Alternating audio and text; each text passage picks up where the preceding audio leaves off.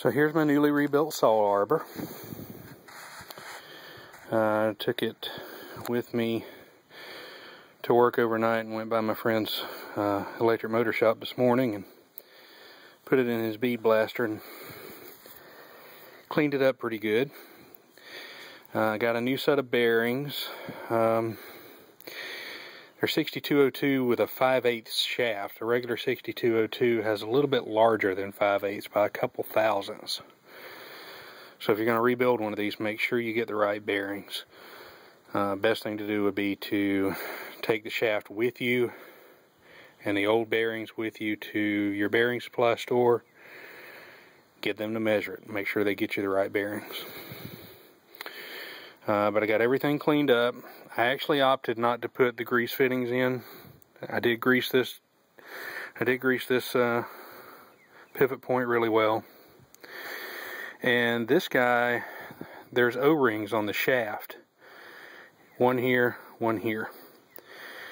And I assume that was to keep in lubrication. Now when I took it apart, there wasn't anything in there. But again, this saw has been around since maybe the 50s or 60s. I wouldn't really expect grease to hang around that long. I just added new grease when I put it in here, got everything cleaned up, added new grease. I figure the O-rings will hold that in, you know, for a good while to come. One of the hardest things to do on this saw was to tilt the arbor. And it turns out that the tilting the arbor had to do with the trunnions here. That difficulty was because these trunnions are greased, and apparently they were greased back when the saw was built and never greased again. So there was very little grease there. What little grease there was there had congealed into something very similar to glue. So basically the arbor was glued to the trunnions. So once I got all that cleaned out, got new grease in the trunnions, you know, they actually move pretty easily.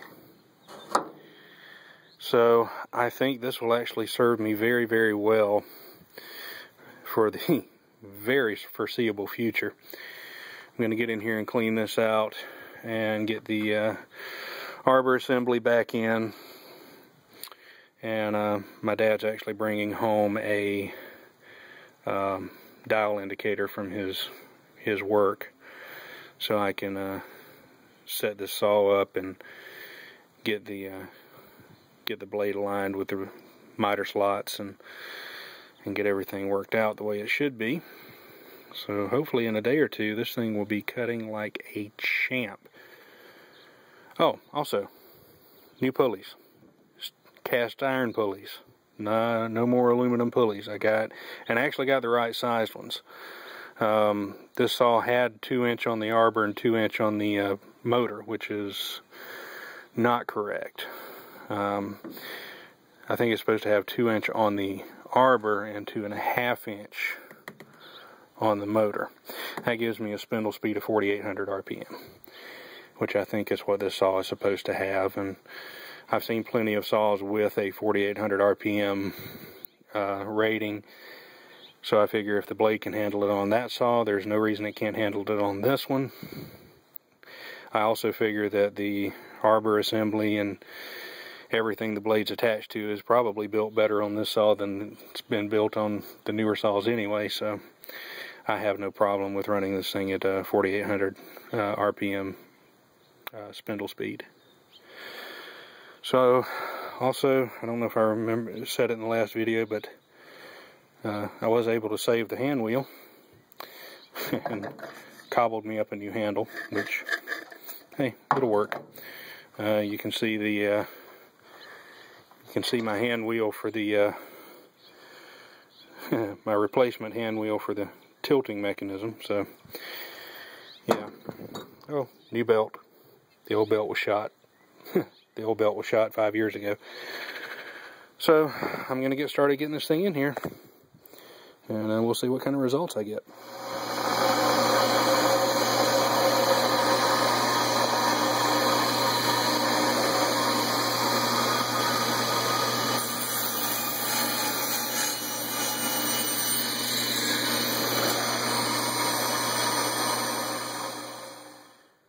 Alright, so I showed you a cross cut. And there was no way I was going to hold this camera and do a rip. I'm not dumb. But got a good clean rip. That's the smoothest. I mean, seriously, there's not much in the way of tooth marks on this piece of wood. And that's the smoothest this saw has cut in years. When I was digging around looking for a part, I found the manual. The manual is dated 1969. So this is actually a newer saw than I thought. Right there, 1969. So I'm going to be going through this just for fun. I did my initial alignment with a T-square up against the inside of the slot here, and I would move the rule in until it just barely contacted the blade, move it to the back, do the same, and do my adjustments until I was just contacting the blade in the front and the back. It's not as accurate as dial indicator, but my dad was hung up at work, so dial indicator is going to be a little while coming. I got to get me a light switch. I guess even back in the 60s, power switches were a weak point in Craftsman's tooling. So the way we have this guy wired up now is we've got a main power cord that goes to our outlet, and it runs up here to this 4-way outlet. It gives us power whenever we need it, and this is unswitched power.